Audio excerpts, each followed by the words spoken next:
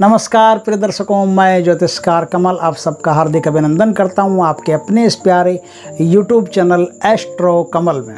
दोस्तों, आज हम काल ज्ञान की बात करेंगे। काल ज्ञान पर बहुत सारी ऐसी साधनाएं हैं जिनको करने से व्यक्ति में भूत भविष्य वर्तमान को जानने की शक्ति पैदा हो जाती है। उससे भविष्य में घटने वाली घटनाएं पहले ही आभास होने लगती है, पूर्वाभास होने लगते हैं और भविष्य में भूतकाल में किसके साथ क्या हुआ ये भी जाना जा सकता है। ऐसी एक नहीं कई प्रकार की कई साधनाएं हैं जिनमें तामसिक है, राजसिक है, सात्विक है, हर प्रकार की वाम मार्गीय, दक्षिण मार्गीय, साबर साधनाएं, बहुत सारी साधनाएं हैं। आप जिस किसी भी साधना के द्वारा तंत्र में इस काल ज्ञान को प्राप्त करना चाहते हो उस साधना के द्वारा प्राप्त कर सकते हो। लेकिन आज मैं जो साधना बता रहा हूँ वो साधना है भगवान गणेश की काल ज्ञान की साधना, त्रिकालदर्शी बनने की साधना। इस साधना को करने के बाद में आदमी को किसी भी वस्तु, व्यक्ति और स्थान के बारे में त्रिकाल ज्ञान हो जाता है कि यहाँ पहले क्या था, अभी क्या है और आगे इसमें क्या होने वाला है।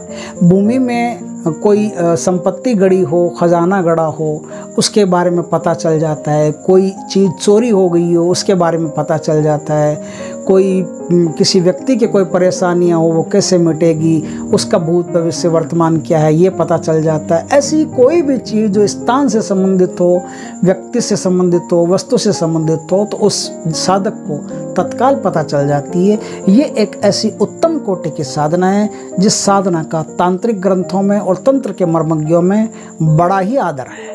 इस साधना का बड़ा नाम है, बड़ी रुचि से इस साधना को तांत्रिक लोग अपने जीवन में करते हैं। और पहले तांत्रिक लोग करते थे, आजकल तो तंत्र का इतना सरलीकरण हो गया है कि तंत्र जन जन तक पहुंच गया है। अब आम आदमी भी इस साधना को करके और इसके लाभ उठा सकता है और समाज की सेवा कर सकता है। किसी भी व्यक्ति को कोई परेशानी हो, किसी भी व्यक्ति के घर में कोई परेशानी हो तो आप देख करके उसका काल ज्ञान देख करके उसके दुखों की निवृत्ति कर सकते हैं। इस प्रकार से ये साधना बड़ी ही ऊंची साधना है। अब हम बताते हैं कि ये साधना होती कैसे है, कैसे की जाती है, इस साधना के कितने चरण हैं, आगे क्या करना पड़ेगा। बिल्कुल सरल साधना है और आपके घर में होने वाली साधना। अभी एक बहन पूछ रही थी कि कोई घर में होने वाली साधना बताओ, हम बाहर नहीं जा सकते, स्त्रियां कहाँ बाहर जाएंगे। तो स्त्री हो, पुरुष हो, किसी भी उम्र का हो, किसी भी आयु का हो, थोड़ा सा समझदार हो जाए बस वो ये साधना को संपन्न कर सकता है। तो जिन्होंने पूछा है वो भी इस साधना को अपने घर में रह करके तबीयत से संपन्न कर सकती हैं। कोई इसमें साइड इफ़ेक्ट नहीं है, कोई डर भय वाली बात नहीं है, एक तरह की भक्ति जैसी साधना है। आप कीजिए, संकल्प के साथ कीजिए, आपको 100% इसमें लाभ होगा और आप अपनी सिद्धि के द्वारा दुनिया को भी लाभ पहुंचा सकते हैं। उनके जीवन में आए हुए संकटों से भी उनको निवृत्त कर सकते हैं। ये साधना होती कैसे इसके बारे में आज हम थोड़ी सी चर्चा कर लेते हैं। दोस्तों, इस साधना में चाहे आप घर में करो या बाहर करो, एक शर्त तो साधना की हमेशा होती है कि स्थान हमेशा ही निर्जन होना चाहिए, एकांत होना चाहिए। निर्जन का मतलब होता है जहाँ आम जन आते जाते नहीं हो। घर में भी कोई एकांत ऐसा कमरा हो जिसमें कोई बिना मतलब का आए नहीं, जाए नहीं, डिस्टर्ब नहीं करे। क्योंकि साधना का एक नियम होता है, जहाँ आप साधना करते हो ना, जब तक आपकी साधना चलती है आप ही वहाँ आओगे, आप ही वहाँ से जाओगे, दूसरा कोई भी उस कमरे में प्रवेश नहीं करे। ऐसा कोई कक्ष आपके पास हो तो आप साधना को तबीयत से कर सकते हो। इस साधना के लिए, इस साधना को कब से किया जाता है तो मैं बता दूं कि इस साधना को चतुर्थी से लेकर के अमावस्या के दिन तक किया जाता है। कितनी माला इसमें की जाती है तो बिल्कुल आसान है, सिर्फ 5 माला इसमें रोज की जाप आपको करनी पड़ती है। कौन सी माला चाहिए तो इसमें मूंगे की माला चाहिए या फिर रुद्राक्ष की माला चाहिए। मूंगे की माला पहले नंबर पर है, रुद्राक्ष की माला दूसरे नंबर पर है। आपको मूंगे की माला नहीं मिलती हो तो रुद्राक्ष की माला लेना, अगर मिल जाए तो पहले मूंगे की माला का ही प्रयोग होगा। इस साधना में करना क्या पड़ता है, 2 चरण है। एक चरण में पहले आपको शाम के समय में, जिस दिन चतुर्थी हो उस दिन शाम के समय में आपको गणेश जी की पूजा करनी है। पूजा कैसे करनी है, पूजा में जल, पुष्प, चावल, चंदन, धूप, दीप, नैवेद्य, आरती, दक्षिणा और वस्त्रों से ये पूजा आपको गणेश जी की करनी है। विधि विधान से पूजा कीजिए। पूजा के बाद में अब रात में आपको ये साधना करनी है।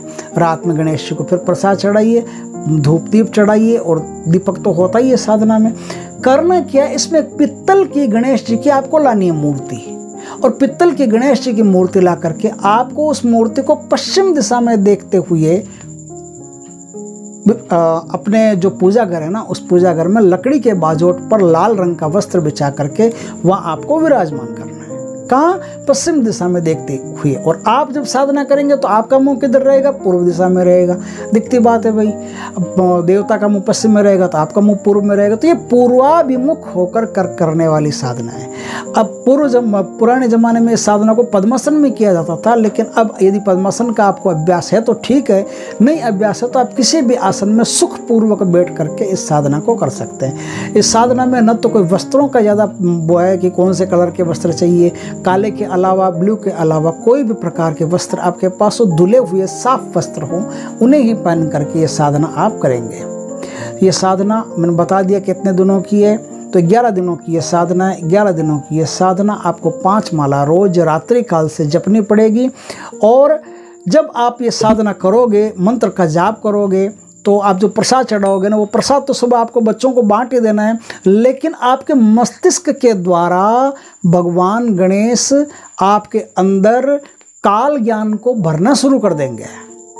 क्या होता है? काल ज्ञान को भरना शुरू कर देंगे तो आपको क्या है कि जहाँ साधना करते हो उसी के सामने एक दरी बिछा करके ज़मीन पर नीचे सोना पड़ेगा।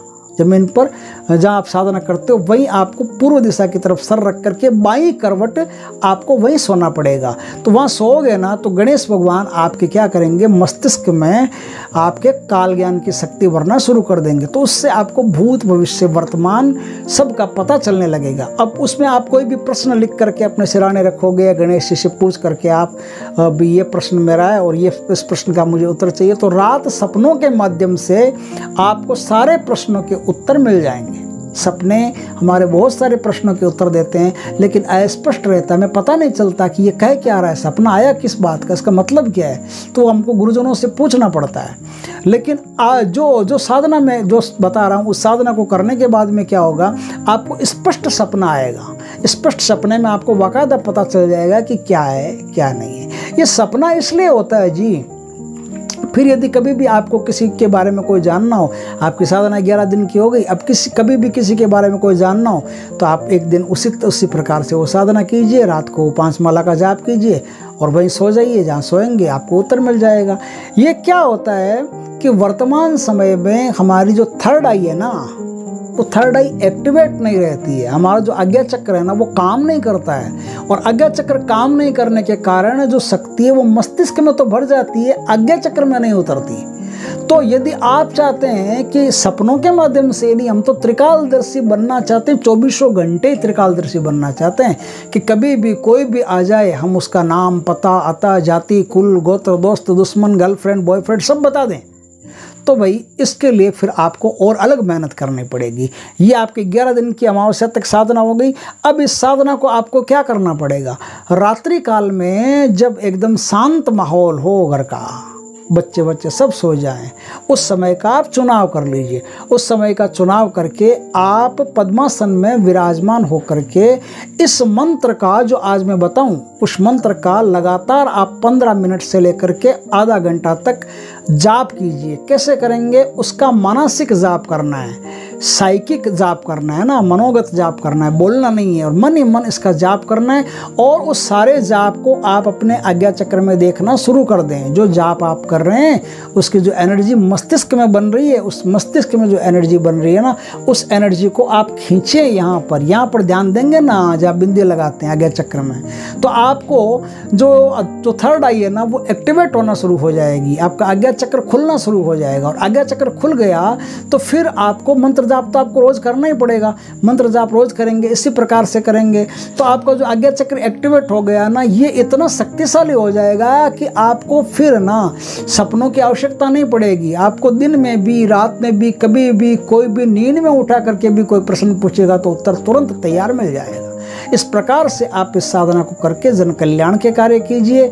इस साधना का एक नियम है, मनसा वाचा कर्मणा, मन से, जबान से और शरीर से, कर्म से किसी को भी इस साधना की सिद्धि के द्वारा कष्ट नुकसान तकलीफ नहीं पहुंचनी चाहिए। यदि पहुंचा देते हैं तो साधना का पूरा फल आपके विपरीत हो जाता है। आपने जो साधना की वो साधना पूरी निष्फल हो जाती है, और निष्फल ही नहीं होती, फिर उसके बुरे परिणाम आपको बीमारी के रूप में भोगने पड़ते हैं। तो इस बात का खास ख्याल रखें कि साधना की कोई भी बात पहले तो गुप्त रखें। साधना में जो सिद्धि प्राप्त हो उसका अहंकार नहीं करें कि हमारे पास सिद्धि, ऐसे फूले नहीं। एकदम नॉर्मल व्यक्ति, जो साधारण व्यक्ति जिस प्रकार से जीता है उसी प्रकार से आप साधारण व्यक्ति की तरह जिएं, और बस मजाक मजाक में, बातों बातों में लोगों को ऐसी छोटी छोटी बातें कभी कभी बता दिया करें। और ऐसी कोई भी बात किसी को नहीं बताएं जिससे किसी तीसरे को खतरा हो सकता हो, जैसे कोई चोरी की बात हो या कोई ऐसे कोई मर्डर वर्डर की बात हो, तो इससे पुलिस केस वगैरह भी हो जाता है, तो इससे नुकसान होने की संभावना रहती है। तो किसी तीसरे को कोई नुकसान नहीं हो ऐसी कोई भी बात आप नहीं बताएं। हल्की फुल्की बातें आप बता करके अपनी सिद्धि का उपयोग करें। हाँ, कोई खास चीज़ हो, जैसे किसी के घर में धन गड़ा हो, उसके कारण से उसको परेशानी हो, तो वो उसको बता सकते हैं, उसका धन निकलवा सकते हैं, और उसको इस साथ रखते हैं कि भैया धन का आधा भाग आप दान पुण्य में, धर्म पुण्य में खर्च करोगे तो हम आपका धन निकाल सकते हैं, हमें तो कुछ चाहिए नहीं, लेकिन आप अगर चाहते हो कि धन निकाले तो आधा धन जो होगा ना वो आप गरीब कन्याओं की शादी में, गायों में, ऐसे अच्छे अच्छे कार्य जो होते हैं ना उनमें पहले हमारे नाम से खर्च करना पड़ेगा आपको। तो इस प्रकार से जो भी कोई ऐसे कष्ट हो, उन कष्टों को मिटाने के लिए ही आप इसका उपयोग करें। आप इसका दुरुपयोग हरगिज नहीं करें। आपकी सिद्धि अक्षुण्ण रहेगी, देर तक चलती रहेगी। वीडियो अच्छा लगे तो लाइक करें, कमेंट करें, शेयर करें, और यदि पहली बार आप हमारे चैनल पर आए तो चैनल को सब्सक्राइब करें। और आप सुन लें मंत्र क्या है, क्योंकि ये सब बता दिया, मंत्र तो बताया नहीं। तो मंत्र यह है, ओम त्रिजट लंबोदर कथय कथय नमस्तुभ्यम। ओम त्रिजट लंबोदर कथय कथय नमस्तुभ्यम। ओम त्रिजट लंबोदर कथय कथय नमस्तुभ्यम। 3 बार मैंने मंत्र बता दिया। आप इस साधना को शुरू कर सकते हैं। और यदि पहली बार आप हमारे चैनल पर आए तो चैनल को सब्सक्राइब कर दीजिए। पास में जो बेल आइकॉन का बटन है वो दबा दीजिए, ताकि हमारे ज्ञानवर्धक जानकारीपूर्ण वीडियो सबसे पहले आपके पास आ सके। जय श्री कृष्णा, जय गणेश की दोस्तों।